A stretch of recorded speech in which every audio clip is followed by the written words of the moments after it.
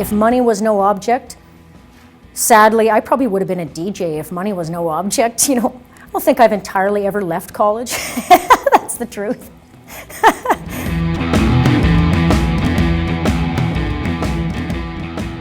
Especially in this province. If you say you're a Huskie athlete, there's a lot that goes along with that. It's an instant conversation starter. So I find when I am meeting clients or potential clients, it's one of the first things that I talk about is my Huskie hockey career for the 5 years that I was there. Mostly to the point where colleagues of mine accuse me of living way too far in the past. But I think the greatest thing that I took away from being a Huskie athlete was just that ability to work in a team setting. Anytime you're in an office or you're in a business, or you have to have the team builders, and that is something that I love about working in a private law firm, is just that feeling of being part of a team again. I think it's something that if you play sports growing up, you love that, and so that's probably the greatest thing that I've taken away.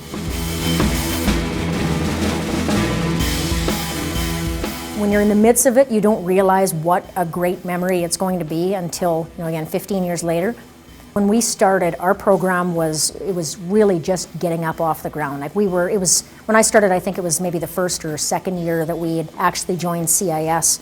And so many of our trips were on nickel and dime budget. The girls are pretty used to having that chartered bus pull up.